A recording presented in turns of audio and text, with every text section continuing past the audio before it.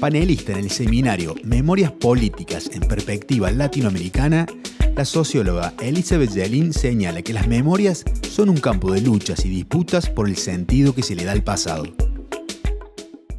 El campo de estudios de memoria tiene un lugar importante en la Segunda Guerra Mundial, el nazismo y una búsqueda de sentido del pasado.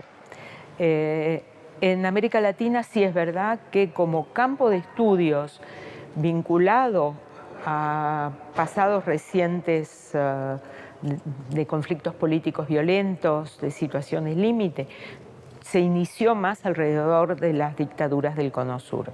Pero eso no quiere decir que no sea importante estudiar y mirar todo el campo de memorias vinculadas con pasados muy anteriores. Y en realidad podemos hablar, Ludmila lo habla, de memorias cortas y memorias largas. Para mí lo importante conceptualmente es pensar que las memorias son presentes y tienen que ver con el sentido que le damos al pasado, pero siempre ese sentido, cuando estamos hablando de memorias sociales, de memorias públicas, es en función de un futuro, de un horizonte de futuro. Entonces lo interesante del tema es que se juntan pasado, presente y futuro en un mismo momento. Para nosotros empieza el trabajo a partir de las dictaduras de los años 70 y es también un momento en que en el mundo se empieza a trabajar, se amplía el campo de trabajo alrededor de estos temas. Ahora, la discusión filosófica sobre qué es memoria la podemos llevar para atrás hasta los griegos, no es nada nuevo. Los temas de memoria tienen historia, o sea, el sentido que se le da, porque la memoria al final, ¿qué es? El sentido que se le da al pasado. Entonces, eso que es presente, depende de la coyuntura del presente, el sentido que le vamos a dar, y qué del pasado vamos a rescatar y qué vamos a silenciar. Eso es parte de la vida y de la historia.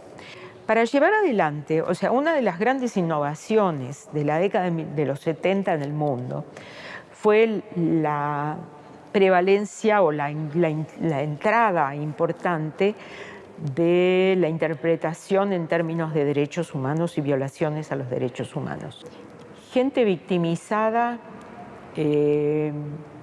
activistas desaparecidos, torturados, hubo siempre. El paradigma con el que se interpretaba era una lucha política con ganadores y perdedores. Ahí no se aplicaba la palabra víctima. La palabra o la noción de víctima aparece más que nada cuando se expande el paradigma de los derechos humanos universales, porque entonces ahí lo que uno está buscando es las violaciones, entonces a los derechos humanos. Entonces allí la persona cuyos derechos fueron violados se convierte en víctima de una violación. A mí me preocupa muchísimo la desigualdad. La desigualdad de género era mayor.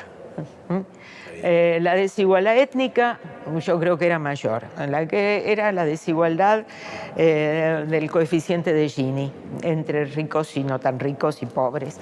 Entonces yo creo que ha habido transformaciones en un sentido más igualitario en algunas cuestiones de género, en algunas cuestiones del reconocimiento de los derechos de los pueblos originarios. A mí me gusta conceptualizarlo en clave de desigualdades, y desigualdades múltiples, desigualdades que no se resuelven, que son